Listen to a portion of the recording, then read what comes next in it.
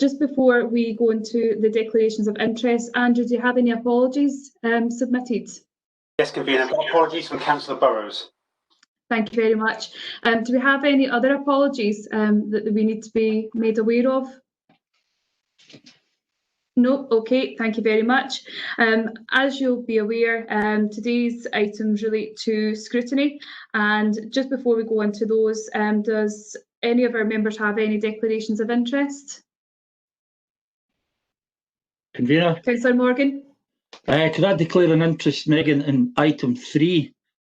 The alios, there's quite a bit of detail there on culture NL where my wife is a part-time employee. Thank you very much, Councillor Morgan. Thank you. Councillor Morgan, can I just check, will you be leaving the meeting at that point, or are you staying in the meeting? I'll just, if you could just unmute me, Andrew, I'll stay here and just watch. Well, I won't be listening then, but I'll watch him. Okay. I want to come in on item 4. Okay, thanks. Right, thank you. Andrew, I'm on the board of the municipal bank, which comes up, later on. Is it necessary to declare an interest there? I just need to check the report. Is that item 3 as well, Councillor Watson? I just want to read it. It probably will be. It will be. That is on its own. Yeah. So this. It might not be necessary, Andrew. So the report is about the general alio performance monitoring, rather than looking at talking about the performance of a specific alio. Whilst the decision is yourself, I would suggest that you probably wouldn't need to declare an interest at this stage. Okay. Thank you. Councillor Graham, I think you're waving to come in. Thank you, Chair. How are you? Get in there, Councillor Graham, get in there. I've got obviously an involvement. That's good. Fusion Assets, I am on the board. I believe Sandy is as well, I think. I might be wrong there. And also the Campsies, but again, that's in the process of winding up. And the TCA, which is deceased as well. Everything I'm associated with seems to end up being deceased. Thank you very much. Thank you, Alan. Thanks for reminding me, Alan. I'm on Fusion Assets as well. I've just gone on to Fusion Assets. I keep forgetting I'm on that one. Thank you very much, members. Can we just see when we're trying to make a point or a comment, can we go through the chair, please, just so we don't get too muddled with different conversations? That would be great. Thank you very much. If there's no further declarations of interest, can we move on to agenda item 2, which is the plan for North Lanarkshire, which is the strategic oversight and governance in the new environment. Now, just before I hand over to Susan, I would just like to point members to section 2.28 when it mentions benchmarking. I have had a number of different discussions with members of the Audit and Scrutiny Committee, and there seems to be a growing consensus that people would like to see the benchmarking exercise wound up, i.e. management responses from the items that we weren't able to do a deep dive in. So if I could just raise that with members before handing over to Susan, so we can have a discussion about that as a committee when we get into the comments and looking at the recommendations. So if I could hand over to Susan, and Susan, can you take us through the report, please? Yep, no problem. Good afternoon, everyone. Afternoon. I don't intend to go into the report in a great amount of detail, but I will hone in on a few key points if that's okay. Members of the panel are well aware of the challenges of COVID-19 and the impact this has had on the delivery of the Council's planned day-to-day activities. The report scheduled for policy and strategy next week on the recovery plan details the extent to which services have recovered and are back to operating almost as normal, but albeit in a different setting. And that report highlights that the focus of the Council moving forward is on the renewal of services and the continuation of business in terms of delivering against the intentions set out in the plan for North Lanarkshire. So the 4 frameworks that are in the report in front of you today, the policy framework, the strategic self-evaluation framework, the performance framework and the governance framework are very much key supporting frameworks for that delivery of the plan for North Lanarkshire. They enable that strategic oversight, that governance and that elected member scrutiny in terms of how well the Council is delivering against its intentions. The impact of the virus also impacted on the ability to undertake many of the activities associated with the maintenance of the 4 frameworks, and this report provides you with a progress update as to where each one stands just now and the steps in terms of realigning each of the frameworks with the recovery plan and the plan for North Lanarkshire moving forward. So section 1 of the report, the background really is just a summary of all of that and where we got to with each of the frameworks. They've all been through this audit and scrutiny panel before, so I wasn't intending going into any of them in great detail. Section 2, starting on page 7, is the strategic policy framework.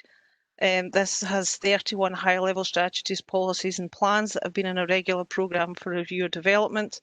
And a number of these have gone through various committees, service committees over the last year, 2 years. The most recent ones in 2020 alone, notwithstanding the challenges, there has still been a significant number of strategies which have still went through committee and been approved. So the next steps in terms of the policy framework is outlined in sections 2.7, 2.8 and 2.9. So the intention is to keep the programme of strategies, policies and plans under review and ensure that the required updates are provided to the relevant committee, and also work to further develop the sub-policies.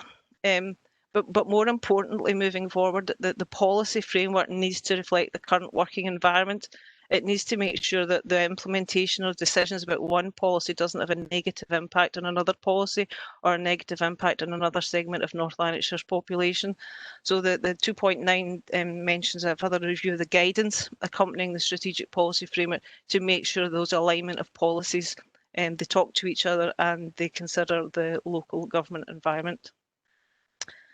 So the second framework is the self-evaluation framework, which starts from 2.10. And there was, following the best value audit recommendations, we put in place a programme, a 12-week programme, which was due to start in February, and we got about a third of the way through that when the pandemic hit.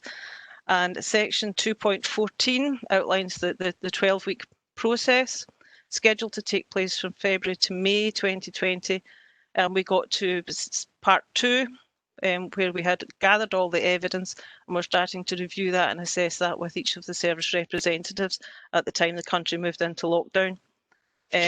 Moving forward with the self-evaluation as it stood before is not considered practical, because you would end up with a set of improvement actions based on the past, and we want improvement actions to inform the future. So moving forward, the self-evaluation framework will be realigned, the programme will be realigned with the recovery plan and the services that are operating in the future, and a revised programme and relevant timelines will be developed and shared with the panel moving forward. The performance framework starting at 2.19. Members were aware that was approved in September 2019. There have been various reports to the panel since then, and in paragraph 2.21, the emergence of the pandemic, a desktop exercise of all of the framework, the performance indicators in the framework, found that a lot of them were related to services that were temporarily suspended at the time in all but the most critical aspects of the services, or to services that were operating at a reduced or a different level, and the availability of information and resources to provide that performance information was impacted upon. So as a result of that, the corporate management team instigated a set of performance indicators that were relevant for the time, and that is presented to you in the Excel spreadsheet today for your further scrutiny. Moving forward in terms of performance framework, which starts from paragraph 2.27, the intention is to build upon that Excel spreadsheet and bring that back to the panel at the next scrutiny meeting in the next cycle, with the inclusion of benchmarking information available within that where available. And the fourth framework is the strategic governance framework, which was approved at the panel itself in February. And there is an accompanying report on today's agenda, which gives you a position statement as to where the council stands with that. So I'm not going to go into that in any further detail. The four frameworks, as I've said, are very, very important in terms of supporting that delivery of the plan for North Lanarkshire, and it's important that we get it right, and it's important that we realign them to the plan, the programme of work and the recovery plan moving forward, so that the information that comes back through members, through the panel and all the service committees is meaningful and allows that relevant strategic oversight, governance and scrutiny. The next steps in paragraph 2.33 just outlines that In line with the Recovery Implementation Plan for Business Solutions, the 4 frameworks were identified as level 3 priorities, and that means the implementation timescale for full recovery is the end of March 2021. So the report itself is covered by recommendations number 1 and number 2, and in your packs electronically there was also an Excel spreadsheet. The Excel spreadsheet contains the indicators that were requested by the corporate management team for monthly performance reporting. And it also contains a suite that were developed by the Improvement Service at the request of Solus and COSLA for national reporting. So it wasn't my intention to get into any of these indicators in further detail, but in terms of recommendation 3, there is an opportunity for members to review that performance information and request further information to understand or investigate performance further. So I'm happy to take any questions. I'll hand back to the convener. Thank you very much, Susan, for taking us through the report there. I'm just looking at the chat bar, and apologies were not submitted for Councillor Anderson, Councillor Hume, but we can certainly do that just now for you. We'll put that on record. I mean, I think that there's no doubt that COVID has impacted council governance and probably will do for the near and probably distant future, as we deal with the challenges that COVID brings to North Lanarkshire Council. In terms of the report itself, do we have any comments or questions from members of the panel? Councillor Morgan, I think you're putting your hand up. Thanks, convener. I wasn't too conversant with that chat bar there. Taking into consideration the pressure and the stress and everything else that comes along with dealing with COVID, and that also impacts on item 4 later on. Can I ask that this report is specifically on the plan, plan for North Lanarkshire, and those 4 strategic areas? Can I ask for clarification, because the plan seems to, every time it seems to be getting off the ground, it has to, it seems as though somebody breaks its leg. But in this instance, I'm talking 2 specific areas of the report. The strategic policy framework, governance, with your permission, I'll come to later on. Strategic policy framework there on page 7 outlines at 2.2 the areas for the programme of work for the plan for North Lanarkshire. And is it not worth taking into consideration the pressure, the problems that we're facing in relation to COVID? And I would ask Susan, I would ask yourself, convener, and everyone, is it possible that we should be looking at this from an only North Lanarkshire perspective? How can we look at the issues there that's listed as an itinerary, such as tackling poverty? And then the very last one, health and social care strategy. Everything is now flung out the window in health and social care because of COVID. So how are we going to, is there no areas there? First of all, the specifics, we cannot resolve them on our own. And I don't see any reference in the report. Do we do any cross-referencing with other levels of government? Is it a standalone document for ourselves as a local authority?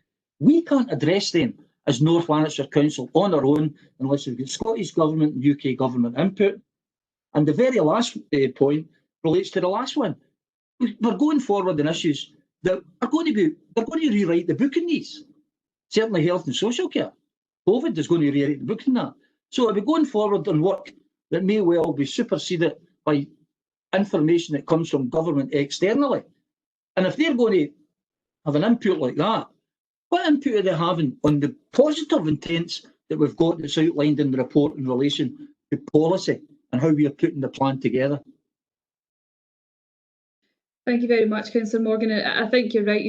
Scrutiny in terms of the strategic oversight and the governance, it'll be an ever-changing cycle just now, particularly with the uncertainties that COVID bring. Susan or Katrina, do you have any comments in relation to Councillor Morgan's comments? So I'll come in initially, convener, and then Susan can come in with some specifics. So it's quite welcoming, Councillor Morgan, to hear the comments you've made, actually, and in acknowledging the challenges that we as a council are facing, and particularly my own division and people like Susan and Jennifer that are trying to still keep some of these strategic policy things running whilst we're trying to do everything else. But in response to that, the way that we'd tackled the plan and the programmes of work initially, we're actually identifying programmes of work items that are specifically in the responsibility of the council, and then those that are either wholly in the responsibility of somebody else, or we take it forward through the North Lanarkshire Partnership. So if we focus just those on the responsibility of the council just now, then all of the heads of service and the senior managers have been throughout this piece identifying any impacts that COVID has had on those programmes of work, and are responding through the committee cycles as they were scheduled, either that they're on track or how that needs to change, or sometimes it might be at the moment that we actually don't yet know. So we've been picking them off one at a time, and again, for those that are not solely our responsibility, then they're going through the other mechanisms, so either dealing with our ALIOs or in some cases the North Lanarkshire Partnership. So we will bring all of that detail back to the relevant service committees, but it absolutely is kind of on its head, and I guess Des at a point in time will bring that overarching report on where the overall plan actually sits and what we still think is realistic. So Susan does quite a lot of work on kind of keeping an eye on this for us all, thankfully. So I don't know if you want to add anything to that, Susan. I think Katrina's covered everything really. There's a large amount of policies in the strategic policy framework that, when they're being developed by services and being reviewed, absolutely they will take account of the current environment, and a lot of the services sit on national groups, so they're getting input from national groups on a regular basis anyway. So I've nothing else more to add to other than what Katrina said. I think that's key to the point. Ken, could you maybe come in from an audit and risk perspective, please? Yeah, good afternoon, everybody. Yeah, I think Katrina's right that these policies are not developed in isolation, and clearly, whilst they're reflective of the council's wider ambitions, that's within national and international kind of environments and policy contexts and resource availability. I think from an audit perspective, the fact that we've got this regular programme of reviewing policies is in itself a good thing. I think that provides a kind of clear structure which enables services to reflect on environmental changes, policy changes, and financial constraints in revising and updating what the council's ambitions and aspirations are, and linking that through to the programme of work. So I think from the panel's perspective, and certainly from an audit perspective, that sort of degree of formality around that process, I think, is to be welcomed. Mm-hmm. Does that provide you with reassurance, Councillor Morgan? Thanks, Convener. Just as a comment, as Katrina alluded to, I'm asking this constructively, positively in a sense, because I'm aware of the work that's went into this. Mm-hmm. And it is like ready to take off and getting a broken leg and having to go back again. But what I'm saying is, even the report as it stands, out with COVID taking place, we've got consultation there with national organisations. But had it not been for COVID, I don't think MPs and MSPs would have been as cognizant as they are now of the local services that councils provide. So that's one good thing, paradoxically, that could come out of COVID. But when we're putting these together, I think there's a danger we're putting it together just in consultation with national policies and national strategies. We have to do it in consultation, not just at, as the report says, local government level. It has to be done at a multi-governmental level. That's the point I was trying to stress. And I think those areas that are flagged up, adult health and social care, that is just out with a lump hat now. We'll need to go back to the beginning. Care homes and the lot. I don't know how we can go forward with that on anything until we see how Scottish and UK governments are going to give us advice. Thank you very much, Councillor Morgan. Very, very fair comments that you've raised there, and thank you very much for your contribution. Councillor Hume, I think you're looking to come in next. Yes, thanks. Tommy's comments are completely relevant for the time, but I think we all hope eventually we'll get out of COVID-19 and get back to some form of normalcy, even if it's a different form of normalcy. So I think the the council needs to plan for that whilst dealing with the immediate 19 pressures. So that's my thoughts on that. But in terms of your opening comment, Chair, I know that two of the strategic frameworks, self-evaluation and performance, are absolutely appropriate to the benchmarking results. And I think we don't know right now if any work is being done to do the analysis as we requested on why the council is in the position it's in with the benchmarking statistics. Some of them were significantly poor. And until I'll be uneasy until we get a response on that. Particularly since I don't see any evidence in the plan for North Lanarkshire, which is an ambitious and detailed plan. I don't see any evidence that included in that is an analysis of, for each aspect of the plan, when that aspect is completed, the council anticipates that this will improve the benchmarking position, or for perfectly justifiable reasons, the benchmarking position will stay the same. And we've said that before. If it's a positive decision not to improve the benchmarking against Family Group and other councils, that's absolutely acceptable. But at least this committee needs to understand that. And finally, I might be wrong, but I would have thought that there was an opportunity during the COVID-19 restrictions for a fair bit of work to be done, looking at the benchmarking results and giving us the information we requested as to why the council was in the position it was in. And that's, as far as I'm aware, that's not been done. What I'm concerned about is the plan's completed and everyone says it's working brilliantly, and the next set of benchmarking results, whenever they are realistic results, not impacted by what's happening, I'm quite happy to say that. I don't even know if they should do benchmarking whilst we're still facing this crisis. But it'd be a failure if the plan is considered successful and the first set of benchmarking results that are realistic come out and there's been no improvement in the position. That's my perspective on that. Thank you very much, Councillor Hume. I think you're absolutely right. We need to see that link as councillors. We need to see that link between performance and how the council's doing just now. Susan, do you have any comments on benchmarking in relation to Councillor Hume's comments there? I think Katrina can pick that up, Megan. She said. Or Katrina, just because Susan does a lot of work on benchmarking. And I absolutely will leave the detailed response there on the benchmarking for Susan to respond. I just wanted to respond really on Councillor Hume's comment about during COVID, perhaps we could have spent that time analysing. This was one of the areas that we just had to stop work on altogether, Councillor Hume. And I've mentioned through various forums and the Transformation and Digitisation Committee in particular, that we did pull significant numbers of our staff away from really important but routine activity like this to help with the helping hands and the vulnerable people in our overall response to recovery. So we did view that as being a higher priority than this, despite the fact that I totally agree with everything you say, that the benchmarking information is really, really important. So that explains why we didn't do that, and I'll now hand to Susan to respond on the specific.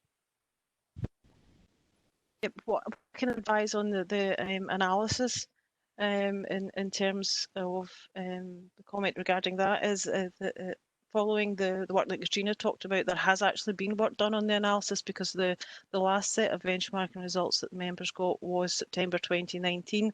There's been new data published since then, and that has now been pulled together and analysed and slotted into the relevant services. So there is a new data set, and I'm well through the members to allow the next steps of the benchmarking work to take place. It does provide a more up-to-date position, bearing in mind that the data still remains a good almost year out of date, and the next set of data will be due to be published by the Improvement Service in about March. Thank you very much, Susan. Ken, you're looking to come in? I think Councillor Graham was wanting to come in first. Sorry, Councillor Graham, you first. Sorry, I didn't see you there. No problem, Chair. Whilst I normally agree with my learned friend, Mr Hume's comments, I really think we've got to live in the real world and deal with the present as we're currently confronted with it. I totally agree with Jim, Tommy and others about some of the benchmarking things could have been done differently, it could have been done better. We've got to look for constant improvement. I totally get that. However, we've got to deal with the here and now. We've got a pandemic. The resources have got to be directed where necessity dictates. That has got to happen. Ken? Yeah, thanks, Camille. Yeah, the point I was wanting to make was really just to reflect back on the comments I made at the last meeting when I presented the internal audit annual report. And you may recall in that we'd previously qualified our annual opinion in relation to performance management, but we didn't do so this year, partly because we could see that there had been evidence of progress in terms of the development of the framework, and whilst clearly it's not been, for reasons I think we all understand, it's not been rolled out and made its full impact yet. The direction of travel was one that we were comfortable with. I think when I presented that report, the challenge I put forward was, we would expect to see, significant developments in terms of, improved performance reporting through to service committees, etc., during the year. And I think, from my perspective, wearing my kind of audit hat, that's something I'd be kind of keen to see develop. But I think we need to recognise that there are clearly, significant pressures on a number of different parts of the council, and clearly, the recovery plan lays out the kind of the corporate prioritisation of what will be stepped back up when. Thank you very much, Ken. Councillor Hume, what's your thoughts on that? Are you more content now in terms with why the work stopped, and where we're sitting just now with the new data set? Absolutely fine. And I don't even know if we should look at benchmarking. Even for the next set of results, things are so different. My main point is, like I said, the plan shouldn't be considered successful, and in fact shouldn't be approved unless each area of the plan gives an indication of where this change will, how this change will impact the benchmarking performance of the council. That's all. And frankly, through you, Chair, I would like that message fed back. If everyone agrees, I don't think the plan will be. It might be successful in achieving what the plan states out, but it won't be successful unless it includes where it thinks that the changes will move the benchmarking position of the council against its comparator group. Thanks very much, Councillor Hume. I do agree with your comments. I think, in terms of, circumstances being out with the council's control this year, I think that's an absolute given. But also, I think that there is a need for benchmarking. There's a need to see this constant change through the duration of the year within the council. And obviously, that's not been afforded to us this year due to COVID and the pressures that put on the council. Councillor Graham, you were looking to come back in with a comment. No. Okay, thank you. I think what we could do as well, I'm more than happy to meet with Susan and Linda to discuss benchmarking again, the new data set, and see if we can get management responses to members. I think what also might be important is if maybe Susan and Linda could provide members with an explanation as to why some of the benchmarking might change, i.e. some services might not be applicable just now due to the nature of the change that's happened on the back of COVID. So what I could do is I'll arrange that meeting with Linda and Susan, and then I'll arrange a meeting with members so we can discuss that and sort of bring it together, so members can actually see the full process behind benchmarking and where the council's currently sitting, if people are content with that. Okay, do we have any further comments or questions in relation to agenda item 2?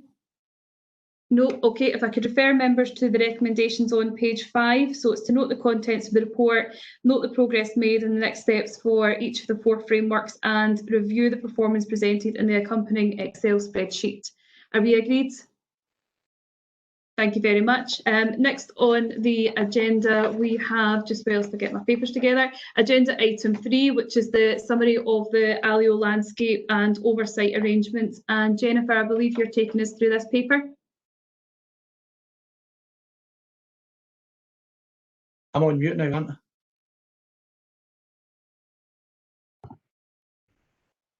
There we are. I'll get the hang of this mute button eventually. Thank you, convener. Good afternoon, everyone. This report provides the panel with an update on the new reporting arrangements that have been put in place for our ALIOs and external delivery providers following changes to the Council's scheme of administration. ALIO performance is now reported to the most relevant service committee. And in addition, a 6-monthly report will come to this panel, providing oversight and assurance on the governance, including financial governance, risk management and business continuity arrangements that are in place within each ALIO. The report provides a up-to-date landscape of the ALIOs that are in North Lanarkshire, and also at Appendix 3, we include a checklist for use by the Council should we be reviewing our ALIOs in the future, or indeed should we be considering an alternative delivery mechanism. This report was originally due to come to the panel in March, but we went into lockdown the week before, and accordingly the report's now brought back to the panel, and I have taken the opportunity to update it by providing you with an update at Appendix 4 of the measures that each ALIO put in place in relation to governance and financial and risk management during the COVID pandemic.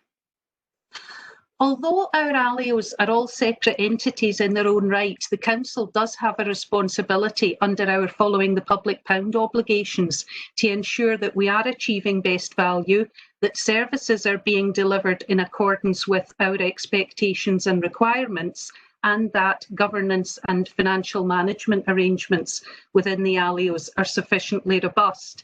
And it's therefore essential that the Council receives regular performance updates on its ALIOs.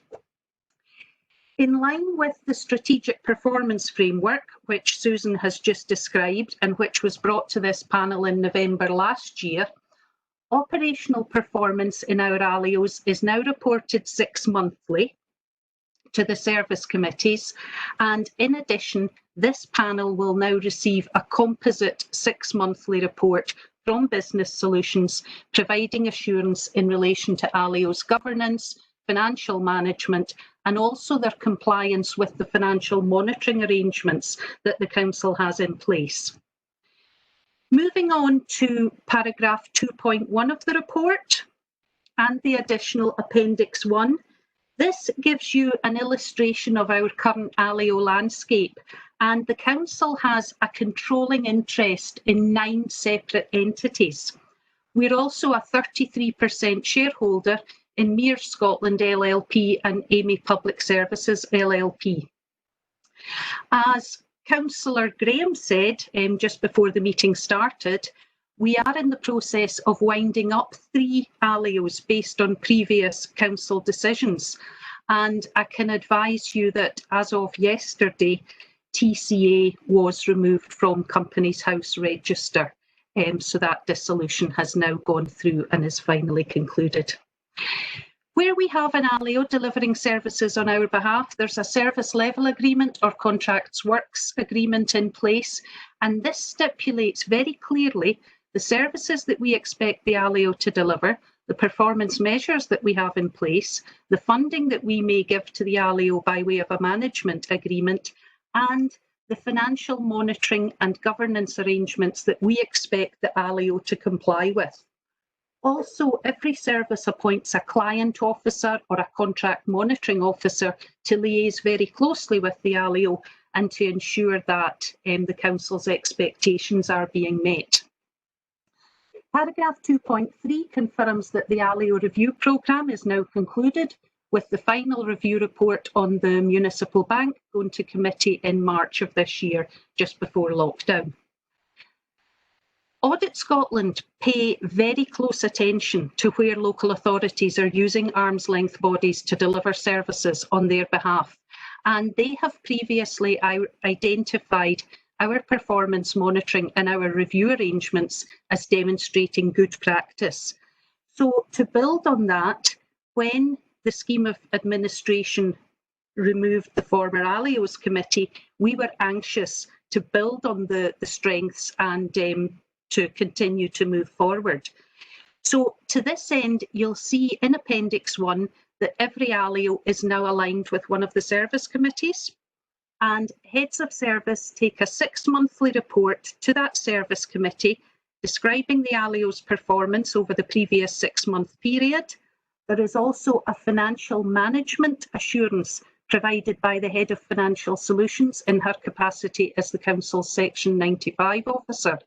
And these reports also include where the ALIO is contributing to the plan for North Lanarkshire or specific programmes of work, such as developing the young workforce or our anti-poverty strategy. And this new approach allows the members on the Service Committee to scrutinise in detail where the ALIO is contributing to the overall vision and strategic aims of the Council. In terms of the statutory bodies, such as Lanarkshire Valuation Joint Board and Strathclyde Partnership for Transport and Concessionary Travel, these are reported on an annual basis because they are separate legal entities in their own right, established through statute, and as such they're subject to considerable external scrutiny. Similarly, with North Lanarkshire Municipal Bank, that's reported to Finance and Resources Committee on an annual basis, given the scale of operations in the municipal bank and the level of low risk that the municipal bank presents to the Council. Panel members are aware of your scrutiny responsibilities in relation to Council services and making sure of the robustness and adequacy of our risk management and financial governance arrangements, and equally that responsibility extends to our ALIOs. So from here on in, as I said, we will bring a 6-monthly report to the panel that provides you with oversight of the governance and financial management and financial governance arrangements in place in each of the ALIOs. And that will allow you to establish and ensure that the Council is not at any risk through choosing to deliver services in this way, and to ensure that the services are being delivered as per our expectations. And again, the Council's Section 95 officer will include in our report details of where the ALIOs are complying with the financial monitoring arrangements. The financial information will be provided by exception, and to that end, at Section 2.8 of the report, you'll see an update on the current financial standing of ALIOs, Culture and Leisure North Lanarkshire, Routes to Work, Mears, Amy and North Lanarkshire Properties. Finishing off at Section 5, which is the risk section of the report, Appendix 4 describes the risk management arrangements that the ALIOs put in place over the summer to deal with the COVID crisis, and it would be our intention at the next report that comes to panel to provide you with fuller details on risk management that's in place in each of the ALIOs, and also to list the top 5 risks for each ALIO. Happy to take any questions, convener, through you, if members have any. Thank you. That's great, Jennifer. Thank you very much. Do we have any comments and questions? I think we've got Councillor Hume. Yes, it's him again. Jennifer, first question. I haven't seen this before, and you mentioned in the summary there may be circumstances in the future where the Council could consider options for outsourcing. That was supposed to be March. It's 6 months later. Have there been any developments in that? And if you don't, I've got another question. If you could answer that first, though. The only immediate one that I'm aware of, Councillor Hume, is the long-standing piece of work to establish the Enterprise Strategic Commercial Partnership. That would be a current example of outsourcing. Okay. I must be remiss. I don't know what's happening with that. Is that for digital IT? No.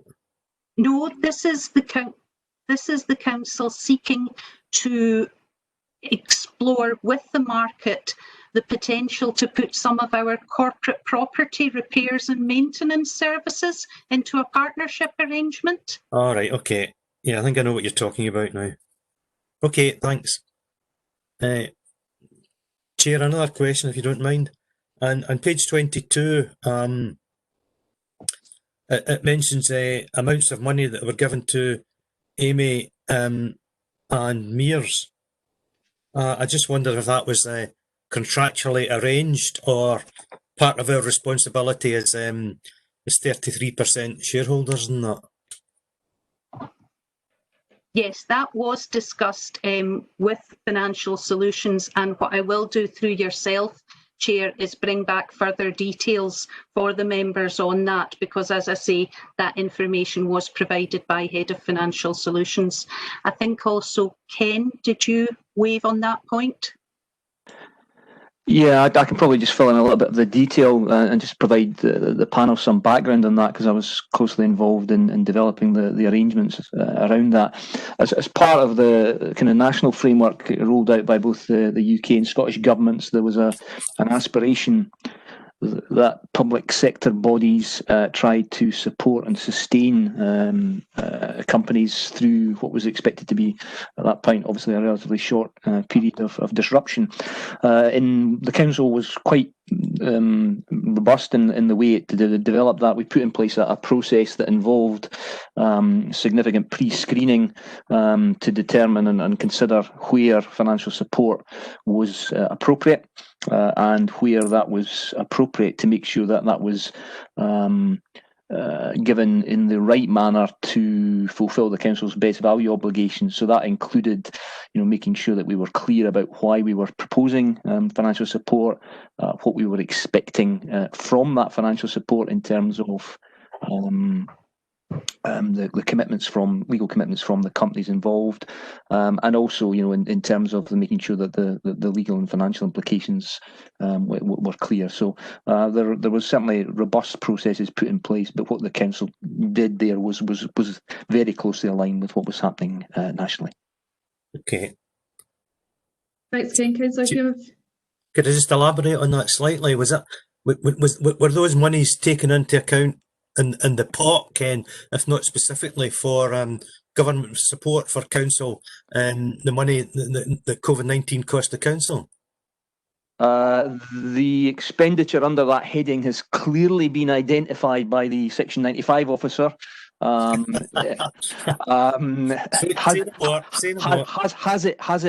we received clear commitments as to future funding that would match that additional expenditure? I'm sure the answer Elaine would give if she was here was no, we haven't. And clearly some of that ongoing uncertainty at both in terms of potential funding from UK and Scottish governments has been highlighted in a number of reports that she's presented to various fora.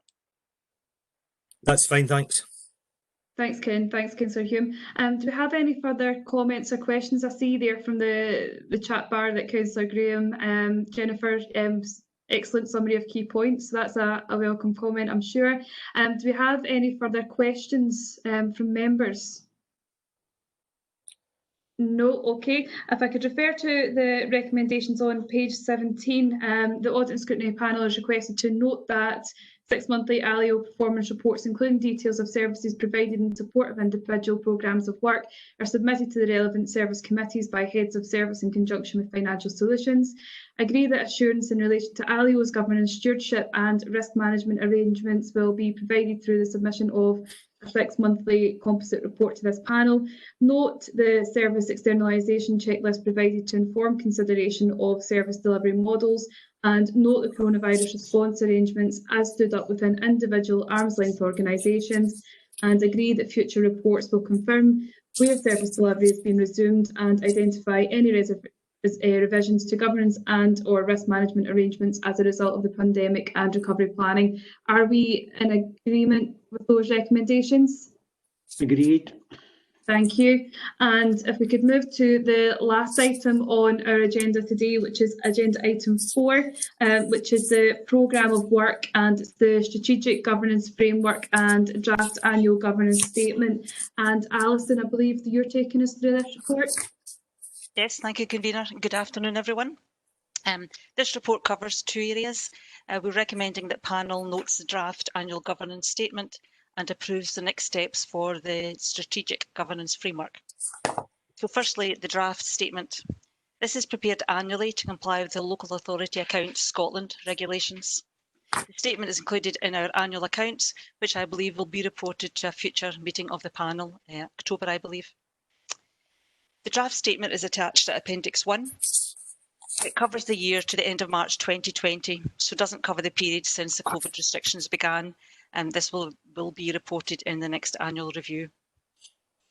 Convener, you'll be aware the Council has a responsibility to ensure public money is used efficiently and is properly accounted for. And to do this, we adopt the principles of SIPFA's Delivering Good Governance framework. Principles include areas such as behaving with integrity, openness and engaging stakeholders. Our Audit and Risk Manager has independent responsibility for evaluating these governance arrangements, and I'll refer you to the appendix from paragraph 5, where the manager has identified and noted action that has been taken or is planned for next year, and for the past year. This is identified for this year will be monitored and reported as part of the next annual review. In paragraph 7, the Audit and Risk Manager states there is sufficient evidence to provide reasonable assurance on the adequacy and effectiveness of the Council's corporate governance controls. But notwithstanding this assurance, convener, you'll recall a strategic governance framework was approved by panel in February this year to bolster our governance arrangements. And as Susan mentioned earlier, is one of the 4 frameworks that support the plan for North Lanarkshire. So if we go back to the main report from paragraph 2.8, you'll see that we had identified 102 different policies, plans, codes and registers, etc. that were identified as proof and providing some evidence of compliance with the SIPFA's good governance principles. For example, in the principle of behaving with integrity I talked about earlier, we identified that the elected members' code of conduct and declarations of interest and other issues such as the register of gifts and hospitality go some way to proving that we are compliant with the principles. However, you will recall we undertook to review these elements to ensure they are up to date. This work did begin, but unfortunately, along with all other service work we're hearing about from Katrina earlier, it has been delayed due to COVID and officers being redeployed to other areas of work, such as the Helping Hands hotline. However, we have made quite good progress, and at 2.12 you'll see there are around 25 elements that are still to be assessed of the 102. Once they have been assessed, there will be a self-assessment scoring exercise against SIPFA's principles, which will result in improvement actions where necessary, and these will be reported to panel in the future. The timescale for this is, however, quite distant at March 21. As with the other frameworks in the plan, they've been assessed as level 3 in the Council's recovery plan, so the date will be March 21.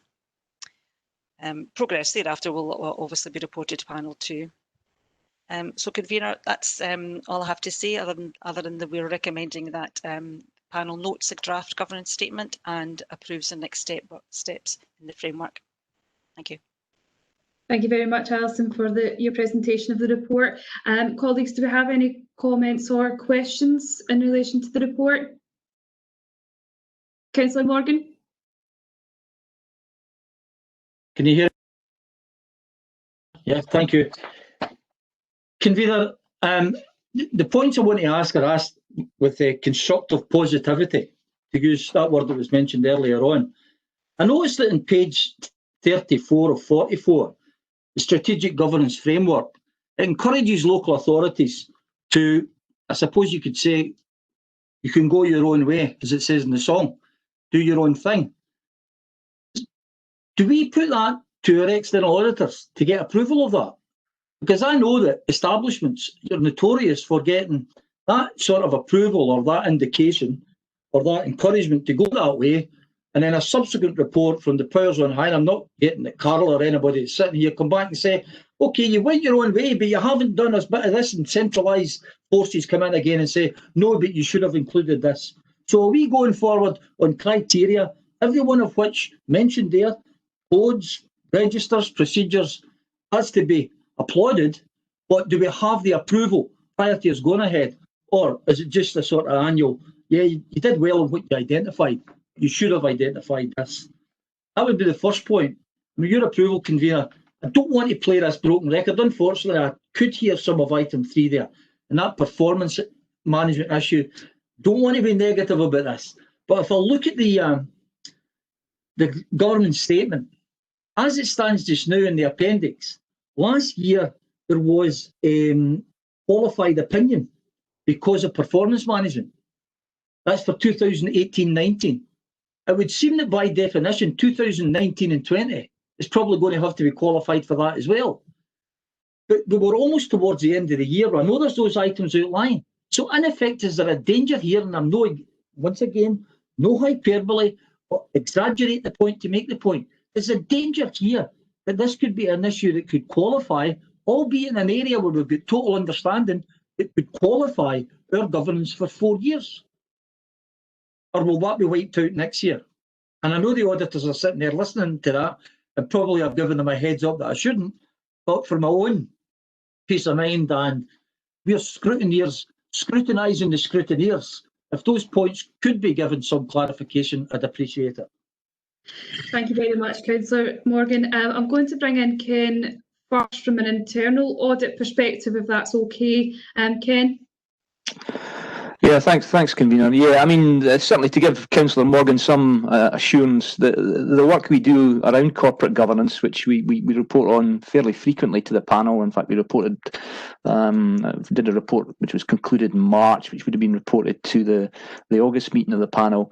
And in that, an integral part of all the work we do there is looking at the adequacy and effectiveness of the council's arrangements in terms of the degree to which it complies with the principles of the Sit for Solace good governance framework. So as Councillor Morgan correctly identified, that framework is not overly prescriptive in the sense of it allows public bodies and councils to develop arrangements which suit its own culture and its own ethos and its own governance. But clearly it's a principles-based document. So a key part of the work that we do is to assess whether or not the council's implementation of these arrangements are consistent with those principles. And by and large, we've reported positively on that in recent years.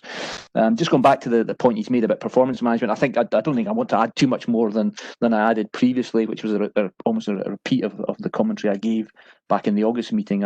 Clearly, I've indicated that in the annual report that was an area where I think I've sort of said progress was perhaps slower than we would have anticipated. And you'll see from this report that management have taken that comment and have laid out how they're going to respond to that. It's probably a bit early to give you or anyone an advanced sight of what my thoughts are for next year's annual opinion, because I won't come to write that for about another 7 or 8 months. So we'll cross that bridge as and when. Thank you very much, Ken. Councillor Morgan, does that? Yeah, I just want to clarify and make it clear, Chair, that I'm asking these positively because I know the work that's going on and the challenges that we have to meet. And it would be unfortunate if a gremlin in the system that sees that continual issue arising and somebody decided to do some reputational damage, the ones that I'm talking about, I'd say there in the public forum, it's unfortunate. That's something we would pick up on to see that as a continual item. We know the problems that are ongoing and will be for some time, but if we can address it, Ken has outlined there, that's much appreciated. Thank you. Agreed, Councillor Morgan. Thank you very much. Katrina, you were wanting to come in there as well briefly.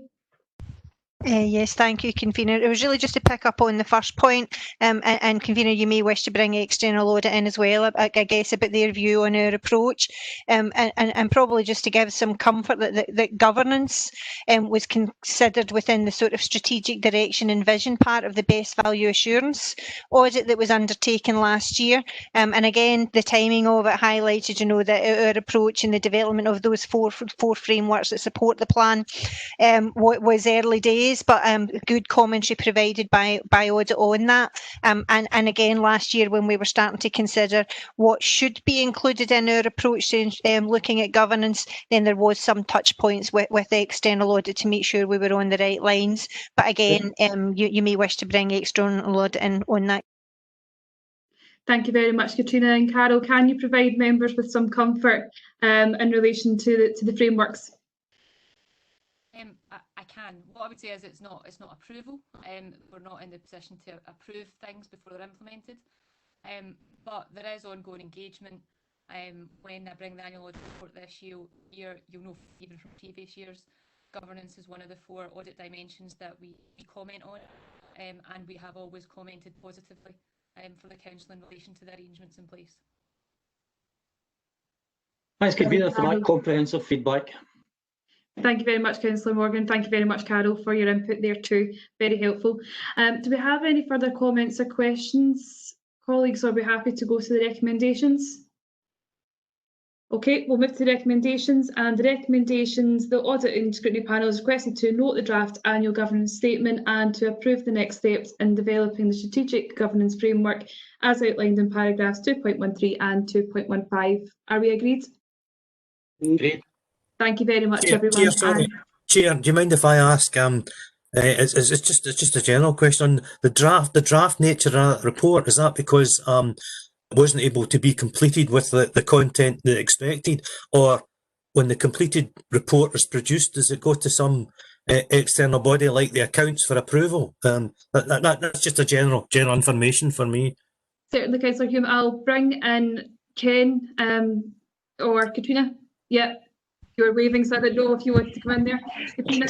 Ken, I'm sure is going to say exactly the same thing. So it's draft, Councillor Hume, because it's part of the annual accounts which haven't yet been considered by Council. That's fine, thanks. Perfect. Thank you very much, everyone, for your attendance today. Thank you, Convener. Bye now.